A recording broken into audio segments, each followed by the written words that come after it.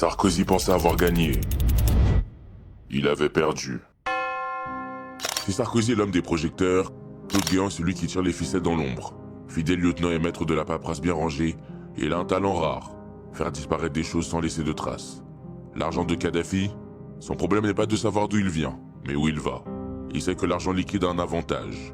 Il ne laisse pas de traces comptables. Une partie sert à financer la campagne, payant prestataires, meetings, publicités. L'autre alimente un réseau de fidèles. Bref, de la politique française quoi. Pendant des mois, Takedine et Guéant vont répéter ce petit manège.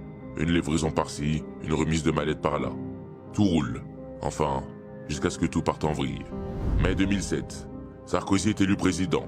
Officiellement, grâce à son programme, son charisme et son talent oratoire. Officieusement, on sait maintenant qu'un peu d'aide libyenne ne faisait pas de mal. Et pour remercier son généreux mécène, quoi de mieux qu'un accueil présidentiel?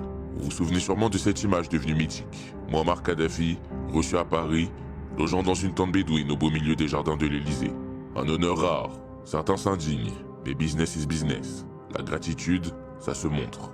4 ans plus tard, en 2011, le vent tourne, le printemps arabe éclate. La Libye s'embrase, Sarkozy doit faire un choix. Défendre son ancien allié ou l'abandonner pour rester du bon côté de l'histoire. Et vous ne devinerez jamais la suite. La France engage une intervention militaire en Libye.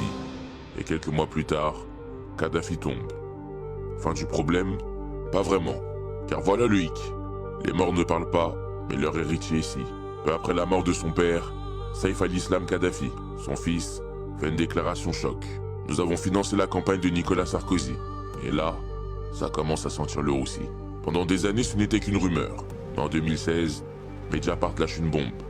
Un document signé attestant que 50 millions d'euros ont bien été transférés pour la campagne de Sarkozy. Et comme si cela ne suffisait pas, Ziad Takedine finit par parler lui aussi. Oui, j'ai bien transporté des valises de billets de Tripoli à Paris. Les juges enquêtent, les preuves s'empilent, et en 2024 le verdict tombe. Nicolas Sarkozy est condamné. L'homme qui promettait de nettoyer la politique française se retrouve lui-même éclaboussé. Ironique, n'est-ce pas? Alors, que retenir de cette histoire? Que le pouvoir est une question de timing? Que les promesses se payent toujours? Ou simplement que la morale n'a jamais vraiment eu sa place en politique? Dites-moi ce que vous en pensez. Sarkozy est-il victime d'un acharnement judiciaire? Ou est-il simplement rattrapé par ses propres choix? N'oubliez pas que moi, je ne fais que raconter l'histoire.